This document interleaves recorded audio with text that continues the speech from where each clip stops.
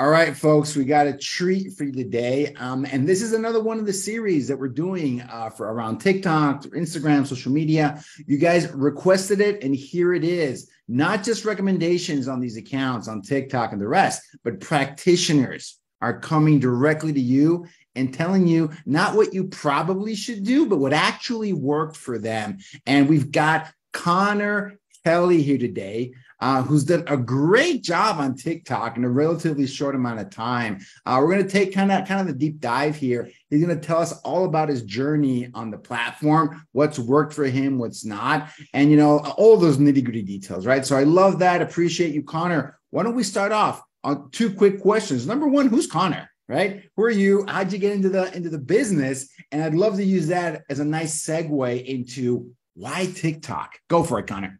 Yeah, man. Thanks for having me on, Gustavo. I was actually a plumber for 9 years. And then, no way. Yeah. So complete 180 from that into real estate. Went from, being a tradesman to a pencil pusher is what they would call us in the trades. Right. And you know what, man, I honestly just hated it. So I was looking for ways out. And then I stumbled across real estate investing, which was kind of my first passion. I spent so much time researching real estate investing, bought my first property at 22, got my first invest property at 23, and then I got another one at 25.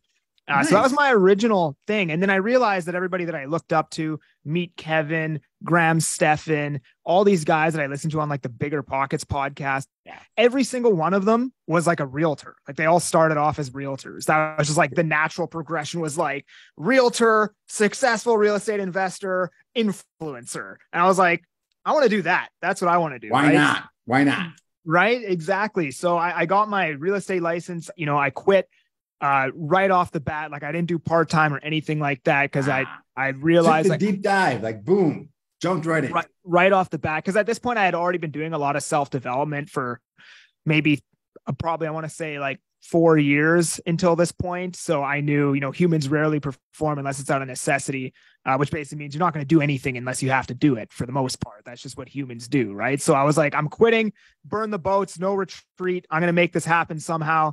I want to touch on that, Connor, because you said it, and that's like a whole interview in and of itself, that point, because you behave differently when there's no option but up. I think you do different things. I think you make different decisions. I think you hustle at a different level versus I think a lot of folks, will start part-time, kind of dip their toe. And again, if you got to do what you got to do, right? But I think you behave differently when this is your only option and the only way out is up. So I 100% subscribe to that. I agree with you 100,000%. Go for it, man. Keep going. Yeah, there's a big difference between wanting it and needing it, right? If you have your job still, then you just want it. If you quit that job, now you I went all into real estate. Actually, right now, it was 10 years ago. All in. And I had a corporate, talk about pencil pushing, corporate job, cushy 6 figures, doing all right. All right. It wasn't for me, but it was a good job. 100% burned the bridge, moved into a 1-bedroom apartment with my wife. Let's go. Like this, we're not like, and I'm not going to blame my big fat, corporate mortgage and all my cars. Like we're going down because there's no option but up. There's no option but up. That is it. And guess what? I feel this is my experience. You make better decisions if you do that. I think you make way better decisions. And what's the worst case scenario? You're going to learn a bunch of stuff and then you come away with it with knowledge, right? Yeah, so then you can attack it from a different angle later with new knowledge, right? 100%. And, and for me, once I realized that the worst case scenario, this is from the US and you're in Canada. So, that's the context, right? In the US, the worst thing that could happen to me is I'd go back to a corporate job. That was my absolute tail between my legs, right? A story to tell when I'm older. Oh, I give my shot. And that was the absolute worst thing that could happen. I go back to exactly where I was. Okay. Yeah. And that's when I realized, you know what? Once you realize that, you're free. That's it. Exactly. I'm never going back, man. It was the best decision I ever made. And that's honestly the Band-Aid that needs to be ripped off for most people. If you can do that, right? Like that's the hardest thing. That's why 99% of people just work at the job they hate and whatever their whole life is because they don't want to get over that initial fear, that initial hump, right? So I didn't even tell I didn't ask their opinion, my family, right? Because I knew kind of what they would say and I knew it. And I said, hey, guess what, guys? I did this. Like, Well, we love you, and we just hopefully this works out for you. That's the only answer that was left, right? It was like, that's it. That is it. This is what I had to do this. I had to do this, or I'd regret it for the rest of my life, right? Exactly. So period. And there's more to that, but you know what? This is about you, Connor, not about me. But you struck a nerve, man. No, I love it, man. You struck that nerve because I'm like, that is such a damn good point. That it is that moment and it is that initial fear that 90% of people are just never going to get past that. 90%. They're just never even going to give it a shot. Never going to bet on themselves. I agree with you wholeheartedly. And that's how you started. That's the origin story. Plumber for 9 years, investing on the side. And you said you hated it, right? Yeah. You saw real estate as a way out. And Canada, if I understand correctly, the licensing process is more complicated than the US. Like it's not like a 2-week course and you're done, right? No. And let's be honest, there's parts of the US where that's maybe in some places it's like a month-long course. Okay, I take it back. Yeah. It's a month-long course and you pass and you're done, right? So Canada, it's kind of a bigger deal, right? It's like it took like 8 months and it cost $6,000. It's like not cheap. It's like I know lawyers who have failed the course here. Like it's decently hard, right?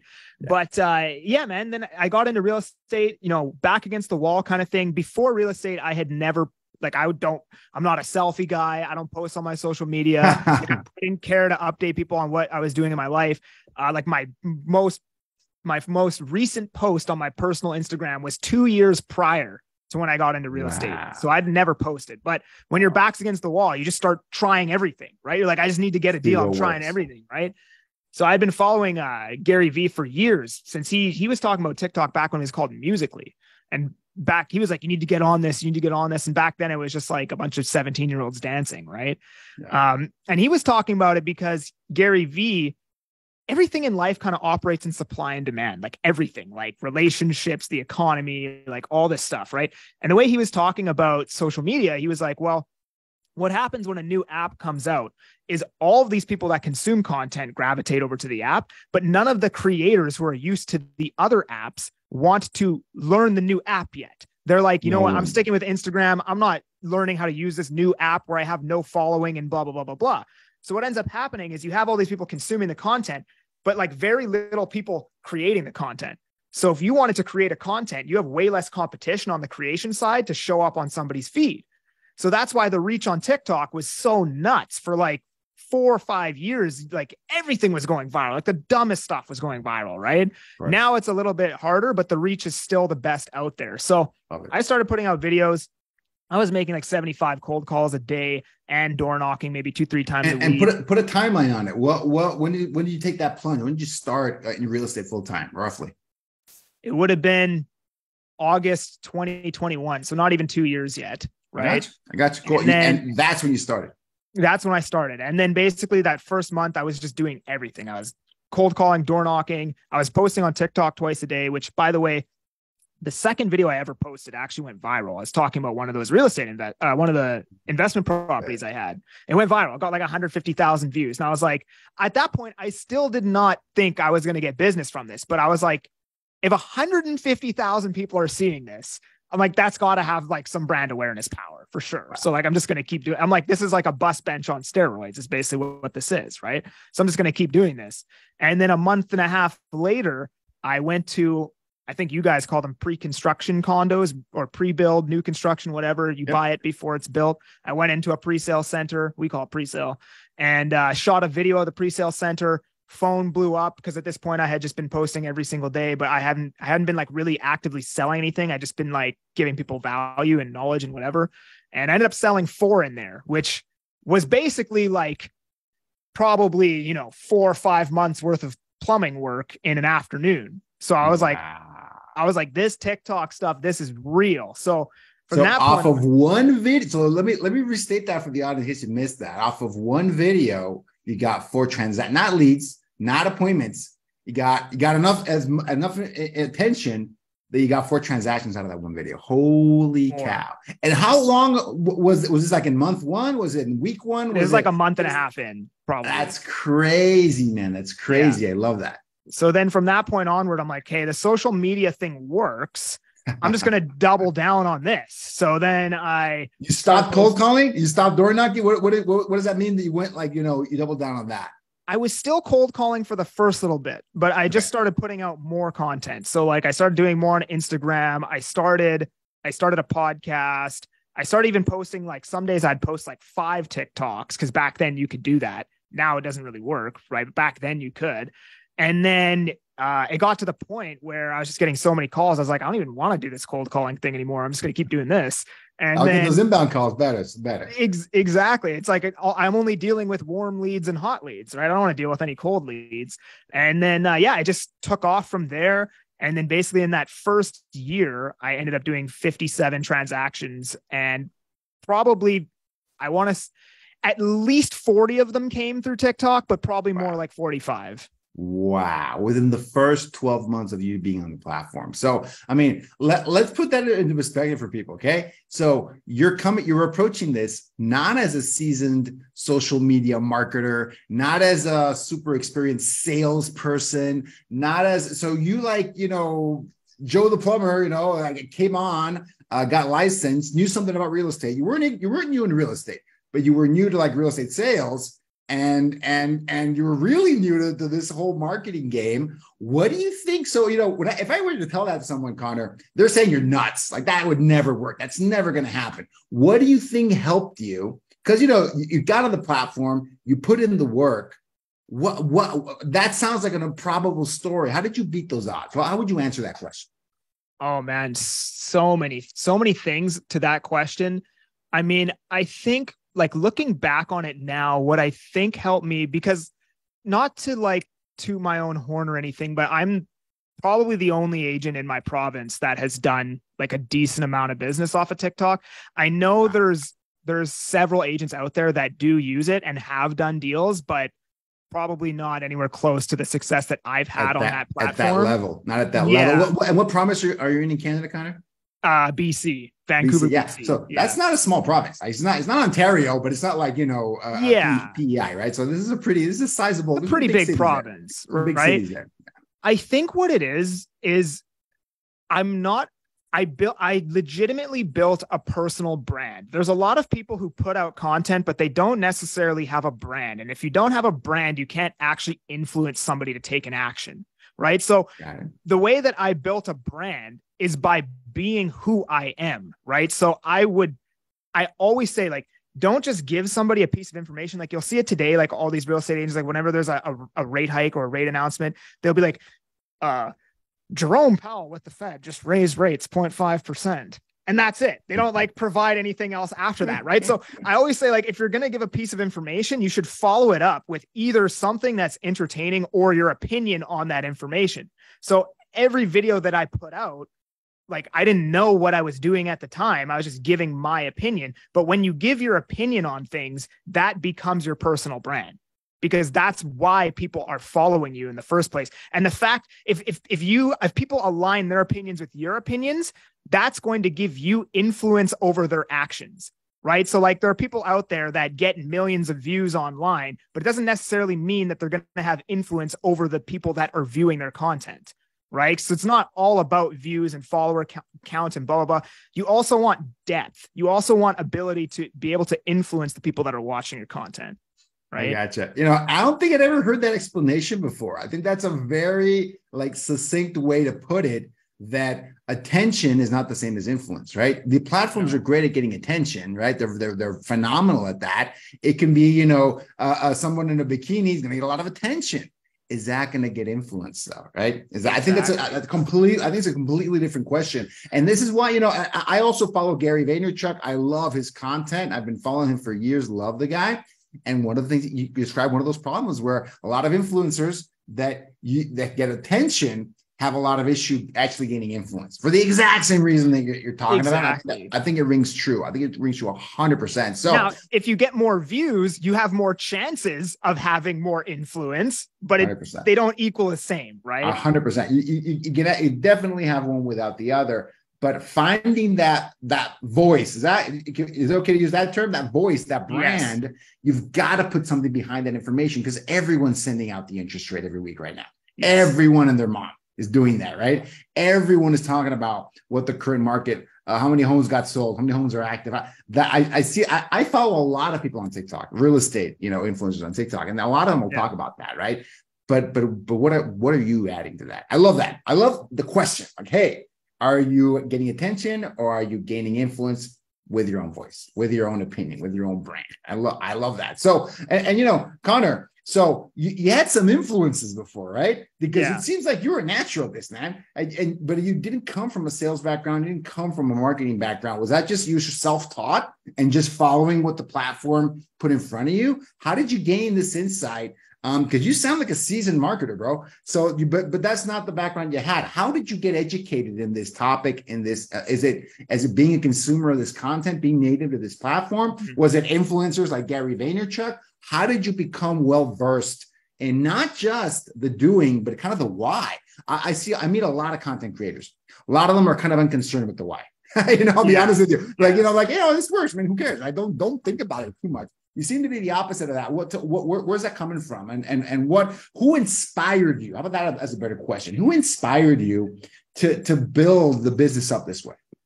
I think I am the product of all of the influencers that I like to watch and consume their content. I've taken a little bit of everybody and kind of just like made me, you know what I mean? And I think that's basically what everybody is. You're just a product of your environment. Right. The bigger pockets guys, Gary, exactly. You grab different pieces of it. Meet Kevin Bradley.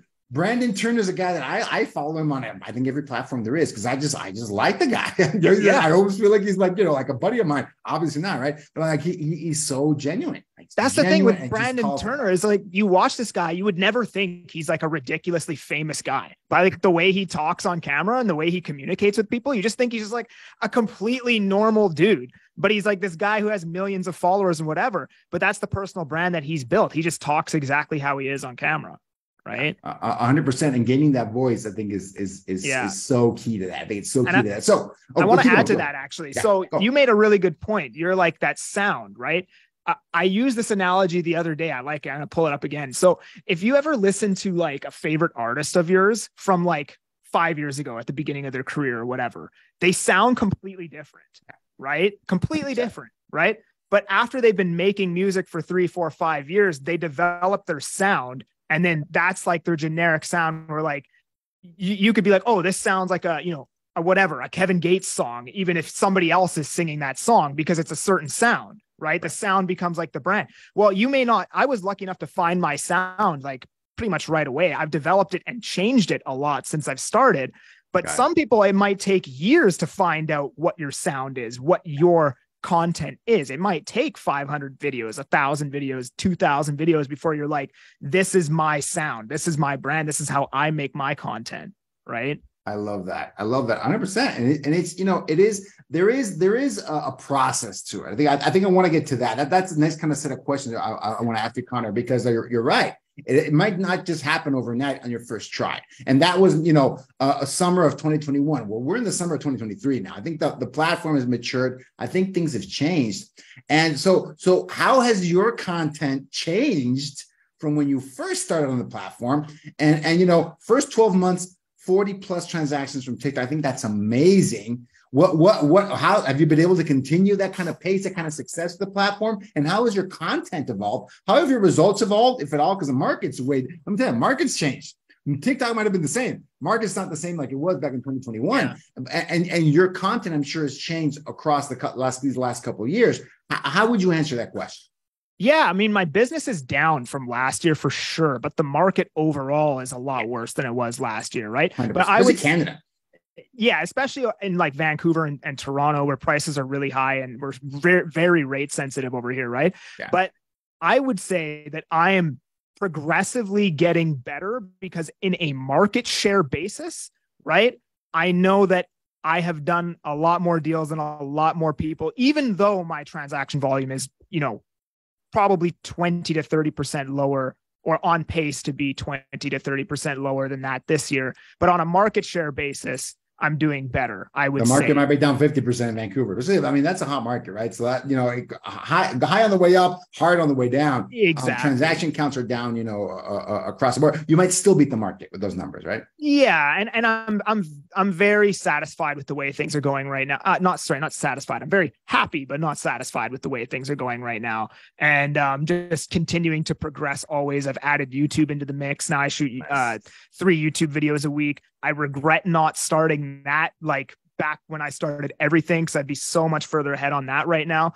But YouTube's starting to roll in. I'm starting to book appointments off that now. Wow. And yeah, sorry, what was the other half of that question? Oh, it was, how's your content changed over the last 2 years? Right. I mean, started doing a lot of these tours, either properties or this pre-sale center. It was a lot about showing people. And if you browse your account right now, it's not a lot of that kind. The content looks different than it was a couple of years ago. Tell us about that. How did you, what was that process about finding your voice translated into content? Like you were shooting, home tours early on. Now it's something different. How does that evolve? Yeah, so my content was kind of all over the place when I first started because, like I said, I was trying to find that sound. So I was trying a little bit of everything. Like I was trying like text on the screen with some music. I was like following stupid trends, and I'd shoot a property tour video, and then I'd do this. And now it's just kind of like I try to shoot like one niche video about real estate and then 2 broad. It doesn't always equate to that, but what I'm trying to do is like widen the reach of my brand. So it's not just like Vancouver real estate, Vancouver real estate, Vancouver real estate. I want it to be like Vancouver real estate, fitness, like macros, this is why I wake up at this time, like whatever, just like super broad stuff to bring people into the ecosystem. And then, the real estate is what I'm actually selling, the product. Right. But, yeah, I mean, my content's changed a lot. I've hired an editor now. I'm framing my content a little bit differently now. Like I try to start the video with a problem because that's what you're supposed to do, is be like, you're trying to lose weight. I've got the solution for you. Stick around to the end of the video and I'll tell you it. Is like kind of how the content's supposed to be structured, right? So I'm trying to mix some of that stuff in there. And yeah, I mean, it just comes down to, when I first started, all I did was shoot 2 TikToks a day, very raw with my phone. And now I have, an editor and a YouTube and a podcast. And I have several different styles of content that I can choose from to post now. Right. I got you. And I love that. And I love you mentioned that you've got someone helping you with the editing. You've improved, you've changed, but you didn't start there. I also want to tell that to a lot of folks in our audience. That's not kind of how you start. Can you walk us through, let's get tactical. Let's jump into the tactical set of questions here. What did your process look like when you first got started? And walk us through a day in the life nowadays. Like, what does the week look like? What does the day look like to generate that level of content? Can you contrast those two? Yeah. So it started with me just being like, anytime I got an idea, I'd write it in my notes. And then I would always have like an ongoing notepad of a bunch of different ideas. And then I would shoot anytime I was at a showing and I showed up early or I had a free 10 minutes or whatever. I'd pull out my phone, go through the notes, be like, okay, I'm going to shoot one like that. Right. And I was waking up at 6:30, going to the gym off and on. Now I wake up 4:30 in the morning. I hit burpees. I eat. I go to the gym at like 5:30. I post, so what I do now, it's super interesting. It's a little bit different than the way other people do it. And maybe it's wrong and it could be better, but I shoot my 2 TikToks super raw. That's all I do is shoot the 2 TikToks. And sometimes it may even be an edited video that I shot, but just raw. Because for some reason I find the raw style content does better on TikTok. It just depends, right? Interesting. And then I'll have once a week, I sit down, I shoot 7 to 10 pieces of content. I just write it down like point form on a notepad, read the point form, and then I ramble on about it. So it's like a super authentic as it can be. So it's not scripted. And I might shoot like 10 of those in a row in one raw file, send that to the editor. So I've got the edited stuff for Instagram. I've got the raw stuff for TikTok that gets shot every day. So that's not like batch content or whatever. Interesting. And I love you sharing that, because I think some folks are like all about batch and like film for 2 days straight and then don't film for the whole month. I don't think everyone does that. Again, that might work for some people, but I'm love for getting it for real. Like what's your actual process, right? Be honest about it. How does it work for you? How do you get inspired? How do you get those ideas? How do you get that working? So you're shooting content every day. every day. And then what I'll do for YouTube is I actually take a short form video that I shot and then I just elaborate on it for like 8 minutes, right? I go really deep into that short form topic because most people do it opposite. They shoot long form and then they shoot a bunch of short form out of the long form. I actually do it opposite. You got a good question. I've slipped my mind now. What did you ask me? Oh yeah. Well, actually I want to ask about that. So do you pick like the topic that got the most attention on on TikTok and expand on that, or you just go with whatever you feel like publishing on the long form? I'm curious about that. I try to do whatever gets the most attention. Sometimes I have a video that didn't do that well, but I feel like I can expand on it in long form. And sometimes it still does okay on long form, right? It just depends because the viewership on long form is a lot different than the viewership on short form. They're completely different viewers, right? Like the viewers on long form are way more analytical, right? And the viewers on short form, they just most of the time just want to be entertained, right? Gotcha. So it's just a different viewer. So something that doesn't do well on short form, it doesn't mean that topic isn't going to do well on the long form, right?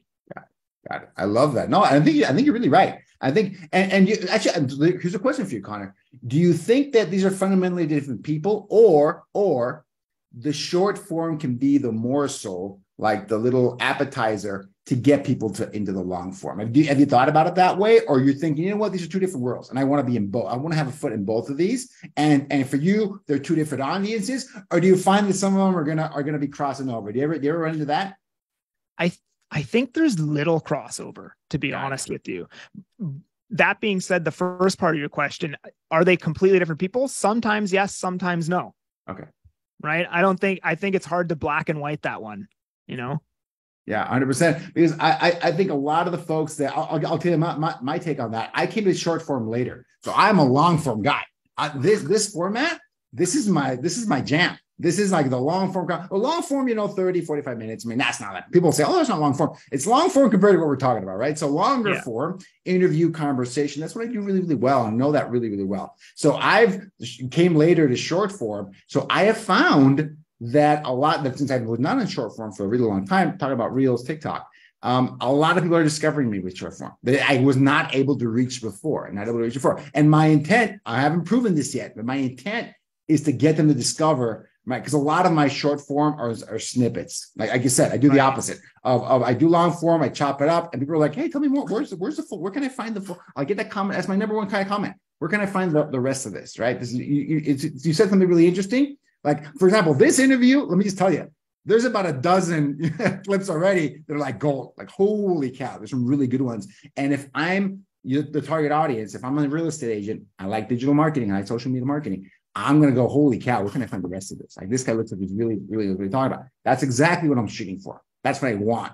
People to get that, come with their appetite. That's why I was curious. Have you found it that to be true? That's my current hypothesis. We'll see, right? If that actually works out or not. But I'm coming at it from a completely different angle. I'm a long form guy trying to get into the short form versus the opposite, right? So I think it's kind of a funny way. But going back to my original question, the process you had at the beginning versus the process you've got right now, you've got someone helping you with that editing. I'm assuming before you just did it all yourself. You're recording every day and editing every day as you were going along, right?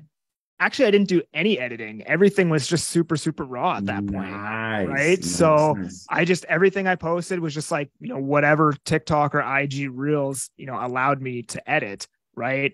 Here's the thing with like content, right? Like if you make it a non-negotiable, I am doing this every single day, and you remove that process of like, I don't have to do it today because I feel tired or whatever. And you're like negotiating you actually putting out the content. Just literally get rid of that. The content is happening today, whether or not, no matter what, you will find something to talk about.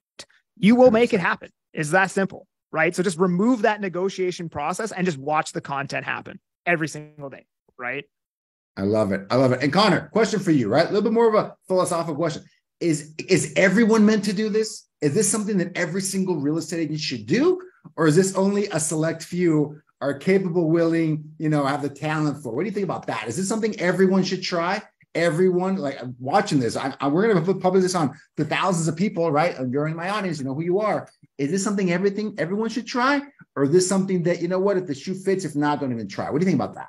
I think everyone should absolutely try it for sure. 150%. Now, are some people cut out to do the video thing? Maybe not, but you don't have to post video to be successful on social media.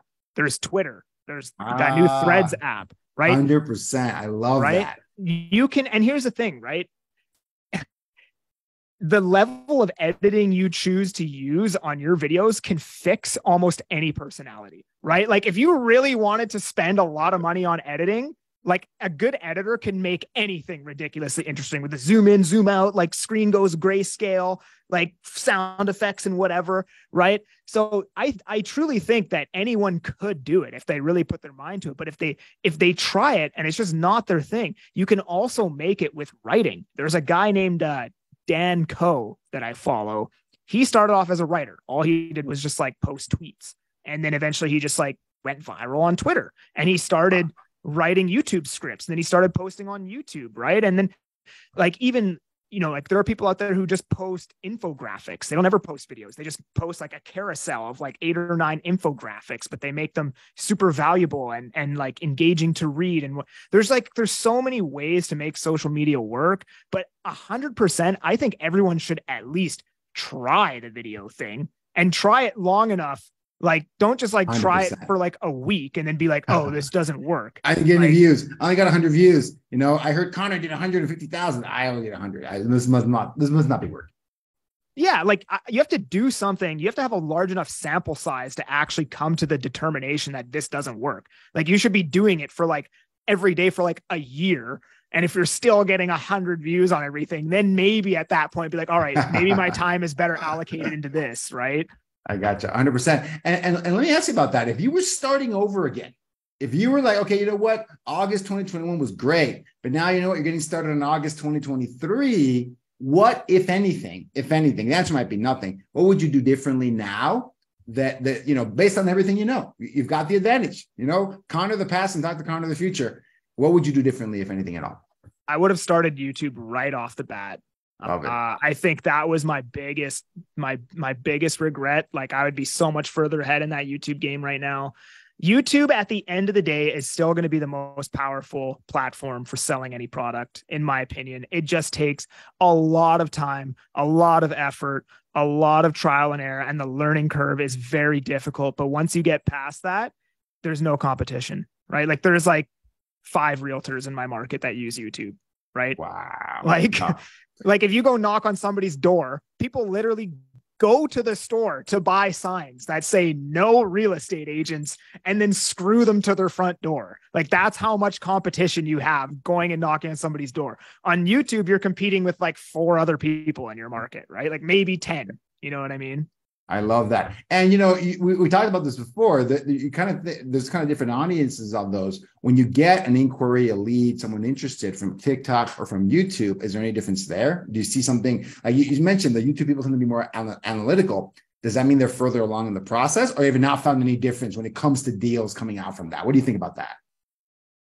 For me personally, and this may not be the same for everyone, I find the YouTube ones are a little bit harder to get over the finish line because they're just more analytical. Right. The TikTok people, they're already sold. They want to buy a house. They want to use me to buy the house. And then it's just getting them the house for the most part, right?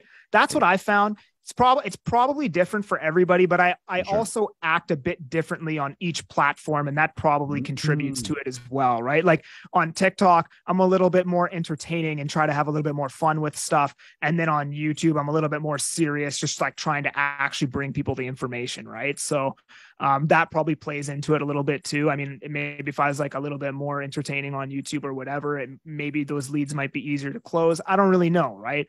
But that's just kind of my experience with it anyways. I got you. No, that definitely makes sense. I agree with you, and thank you for sharing that. Like, give us the real version. Lying is the devil. What is the actual truth there, right? I love it, Connor. So tell me, like, going forward, right? You incorporated long form into your strategy. You're already killing on TikTok, 30,000 followers, nothing to sneeze at in real estate, right? In a really, really competitive market. It's something you should be proud of. 40 plus deals in that first year. What's next? Are you also publishing to every other platform at the same time? A lot of people are reusing their short form for Facebook, Instagram Reels, for YouTube Shorts, I don't even know if Threads does videos or not. Maybe Threads as well. So what are you doing with that content, and what's your plan going forward? Yeah. So now something that I've implemented is instead of writing all my thoughts down on the notepad, I just post it to Threads, right? It's like, why not just make that thought public and get I extra exposure for it? love that. And then I'll make the video on the thread later on instead of doing it in my notepad, right? But what's next for me? I mean, I recently just started a coaching thing. I love coaching. I actually manage a team of 25 agents now. Wow. I don't own the team. I just manage the team, right? Love it. Love it. So that's another passion of mine. That's something that I always wanted to do. Like back when I was looking at all these realtor influencers, whatever, everybody has a coaching program. Some people hate coaching. I personally have a coach that I pay 10 grand every 3 months to. And some people are like, 10 grand. It's been the best investment of my life. You know what I mean? Like, I think it's well worth it. But going forward now, I'm just going to continue to do my process and never miss on anything. I'm going to hit my 2 TikToks a day, 1 Instagram reel, multiple stories, 3 YouTube videos a week, repost a YouTube shorts, and I'm never going to miss on anything. And as long as I continue to do that, the business should grow every single year because nobody else is doing that. And the second you miss on doing anything, you're exactly like everybody else. So 100%. And, I love that, Connor. You're coaching other agents, right? You're managing a team. Are you getting them to implement this social media strategy, organic social media, or is it something, are you doing something different when you're managing the team? I'm curious about that. Are they implementing the Connor process, or are they doing something different? I'm trying to get them to implement the Connor process. The difference between the coaching and the team is, here's the thing with coaching, right? When you get coached from somebody, you are putting up capital for that to happen. So you have skin in the game, right? 100%. So if you don't do what that person's telling you to do, you just wasted your money, right? 100%. Very different incentive. It's different, right? Yeah. It's a lot harder to get somebody to do something when they haven't actually put skin in the game and invested their own money, right? So, and that's just the reality of it, right? I would love for everybody to just follow the blueprint down to a T, exactly how I tell them to do it, but it's like, guys, people are paying me a lot of money for this stuff. Come on. Like, exactly. Let's go for it. Oh yeah, 100%. The incentives are completely different. And one is, you're right, coaching client paying you to help them grow. The other one is a commission-only salesperson that you can nudge, right? Gently suggest things to, right? So it's just a different relationship. It's a different dynamic, but I teach them stuff, right? I think if you're a new agent, one of the easiest ways to get business is property tour videos, for sure. And a guy that does it really well is, you've probably seen him on TikTok, is Tyler Hasman. He has that. The hat. With the hat. The guy with the hat. Oh, he does it really well. So yeah. Is he up in Calgary? Is he up in Calgary, or is it he's BC Calgary? As well? He's Calgary. Yeah. So, I mean, that right there is probably, if you don't want to talk about the economy, inflation, mindset, any of this stuff, just make property tour videos. You will sell homes for sure. Right. 100%. I love that. And Connor, let's talk to people a little bit about the process. So let's assume for a second that people are doing it. They're embracing it. They're surrendering to the Connor process. They're jumping in. They're following the blueprint. Tell us about that process of people reaching out, talking to you, meeting with you, and becoming clients. Are they commenting on the video? Are they following a link on your bio? Because after a certain amount of followers, you can actually put a hyperlink in your bio. What is your preferred funnel? Let's talk again. We're getting tactical here. People love this stuff, right? So let's get tactical. What is the funnel you build up for people? Is it just direct messages? Is it comments? Is it like a more sophisticated funnel? What does your typical process look like? It's a bit of everything, right? Some people comment, some people will DM me, some people call me because I got my number right on there. It's a little bit of everything. And then it depends. And then from that point, it's a client to client basis. If I need to go sit down for coffee with them, I'll go sit down for coffee. If they just want to meet me at the property, we'll meet at the property. A lot of people, I've had clients that are like, hey, I'm in Kelowna. I want to list this place in Langley. Send me the contract. Go grab the keys from my property manager, and then just send them everything by e-sign, and it's done, right? It just depends on the client. You never met him. Who knows? Who there? Who cares? They're the owner, right? So we're good to go. I love that. I love that. That's amazing. So I mean, it kind of depends. All of the above. We'll use all of the above to build that relationship however they want. We'll build that relationship, and you'll take them by the hand. The beautiful thing is they're already sold on you by the time that they reach out. So the beautiful thing about it is I get to skip a lot of that. What do you call it? Like sales process. Like I get to go basically right into the, like, let's go look at properties and write an offer when you see something you like, right? So I get to skip that whole process a lot of the time because I've already built the trust and the relationship before they ever even call me, right? Love it. Love it. And I understand that. And I think you're describing what another marketer that I know said was, you can be on earth, you can be in hell, or you can be in heaven. And what he's meant by that was, if you're on earth, you're talking to people you know, already know, like, and trust you, trying to get them to work with you, but like most agents do for their business. If you're in hell, you're cold calling, cold prospecting, you're pounding the pavement, pounding the phone, and that is not the easiest way to get business. It's scale. And I'm a huge cold calling guy. I'm knocking cold calling. It is not above it's hard. It's hard to do. It's challenging. It's very scalable, but it is very challenging to do on a day-to-day basis if that's not what you love to do. The heaven is what you described. Yeah. Brand. It is people coming to you. It is you being known and people knowing, liking, and trust you when you don't know them. You don't know them, and they know, like, and trust you. And I think when you describe it to people that way, it's like an ideal. Like, what? What do you mean? I have to chase people all the time. This is real estate. Well, imagine a world where you're putting your effort into content creation, into adding value, into building a brand around that, and you've built a way for people to come to you, right? So I think that's what every agent would like to do. Let's talk about this, Connor. What are some common mistakes that you've encountered or that you've seen on your coaching clients, in your team, in the industry, in Vancouver? When people want to try to do that, they want to go from hell to the earth and from the earth to heaven, right? Into this brand-based business, into this influence-based business. What are some of the biggest mistakes you see people make? It's just not showing enough of yourself, a lot of it, right? I know agents out there who follow the proper social media process a lot better than me. It's super high quality. They hit you with a hook.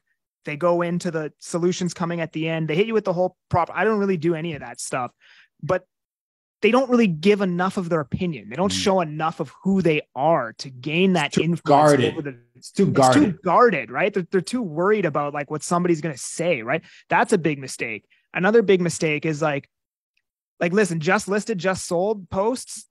Hey, it's better than not posting. But at the end of the day, right? It would be so much more impactful to be like, yo, we just listed blah, blah, blah, 123 Main Street. It's located this. It's got a beautiful backyard. It's right across the street from that, as opposed to like just listed with like your headshot in the bottom. You know what I mean? Like, and then like just sold, the same thing. Like, just pull out your phone and shoot a video, man. Like, even doing it on your story would be so much more impactful, right? It's like the way I even thought about TikTok in the beginning, where I said it was kind of like brand awareness. I was like, this is going to get me brand awareness, right? Well, it's like the brand awareness that you would get from just shooting it as a video instead of, you know, a picture, right? It's like with the bus bench, you spend all this money to be on a bus bench. All people see is your face. They have nothing to connect with. They don't know who you are. They don't hear your voice. They don't pick up on your mannerisms, nothing like that, right? Where when you shoot the video, you get that depth, right? It's not just like, here I am. It's like, this is who I am, right? Yeah, I love that. No, and I love how you laid that out, because I think that's critical. And we already talked about the failure of doing the work, putting in the process, like following it, right? But this is more fundamental than that. You can be posting the content, you can be doing the work, but you can still make some of these mistakes. You just got to be who 100%. You are, man. It's tough, right? You're going to put up with backlash. People are going to hate you, but you just grow thicker skin. You know what I mean? I love that. If you're not getting any haters, you're not getting any attention at all. Any attention, 100%. Zero, right? So the person that gets zero criticism, zero haters is no one's watching. That's usually what that means. So it's a good thing. You made them feel an emotion. They emotionally reacted to your post, right? That's what you're trying to do, is incite some type of emotional reaction, right? They felt something enough to take time out of your day to comment on your post, right? 100%. One of the first videos I shot on TikTok got a comment, and it was I think they disagreed with my point. Hey, no, I don't think that's true because of this, and this. And I'm like, thank the Lord, because you can respond on a video, on a TikTok video, post a little comment on top. I'd seen that before. I never done it because no one was commenting on any of my videos. I was like, thank you so much for taking the time out. I approached it with gratitude. Yeah, you're grateful. My point. Yeah. I'm like, thank you so much, because you solved the idea for the next video. And I appreciate that so much. Yeah. I think you got to change the mindset on that. And Connor, real quick, equipment. Is there anything? I mean, it sounds like you use your phone. Has that changed at all? Someone's got some editing software now they're using. Do you film everything on the phone? Do you have a nice looking camera? You have like a green screen? Tell us a little bit about the equipment you use. Oh, there we go. You're not going to show us. All right. Oh, nice. You got those nice lights out there, the big lights. On the wall. But it didn't start with any of this. 100%. Oh, I unplugged my mic. Sorry. No worries. Plug my mic. Oh, anyway, there is. Yeah. So I got the camera. I've got the audio foam. I've got the lighting here. I didn't start with any of that though. Like I said, I used my phone for the first like 14, 15 months before I had anything. Bang. There you go. So you'd already closed 40 deals before you got nice setup and everything got fancy. You closed 40 plus transactions. So, I mean, for anyone, that's the answer. Like right there. Like that's the answer right there. Because Connor, I have seen so many people, the first thing they think they need to do is like go to Amazon and buy like a half dozen things. Like that they think that's step number one. And it feels like you accomplished something. I get it. I understand why they do it. That's not any progress though. It's not making progress. Nowadays, this is better than, 90% of the cameras out there from, most of them. I mean, there's really high-end ones, but most higher end smartphones have amazing cameras. Like that, you don't really need that. You don't need it. You don't need it. It's like playing your first round of golf and then like spending $5,000 on clubs, being like, oh, these clubs are going to make me a sick golfer, right? 100%. Like just play with the crappy clubs you have until you're better at the game. You know what I mean? Otherwise, you're just wasting your money. So it's kind of the same thing with social media. Put out 500 videos until you built that skill set, and then you can reinvest into it, right? I love it. Thanks so much for that. 'Cause I get that question a lot. What microphone is Connor using? Who cares? The answer is who cares? That's what the answer to what microphone Connor is using right now. So Connor, I appreciate you, man. Look, it's almost been an hour. The time has flown by for me. Flown by because I had a lot of fun on this talk. So tell us, if folks want to continue the conversation with you, you mentioned you do coaching. I bet there's a few people out there in the audience saying, holy cow, I need some help with this whole TikTok thing. You know who you are. Love you guys, but you know who you are, right? So if they want to continue the conversation, reach out to you. What is the best way to get in contact with you? Yeah, just follow me on Instagram at @ThatAgentKelly. That's actually what it is on all platforms. So if you want to follow me on any platform, shoot me a DM. Tell me what you thought about the podcast. If you're interested in coaching, would love to do that up with you. Shoot me a DM. And yeah, man, hey, this was actually a lot of fun. I really enjoyed this. I appreciate you having me on, man. I love your energy, bro. You got great energy. So I love it. I enjoy it. And I love talking to practitioners, man. I'm reflecting the energy you've got, right? I was saying, hey, you're into it. You like it. You've had some success with this. I feed off that. I appreciate you for jumping on, taking time out of your busy day, and joining us here for the audience. So Connor, thank you so much, man. I appreciate you. Of course, brother. Appreciate you too. All right, guys. Peace.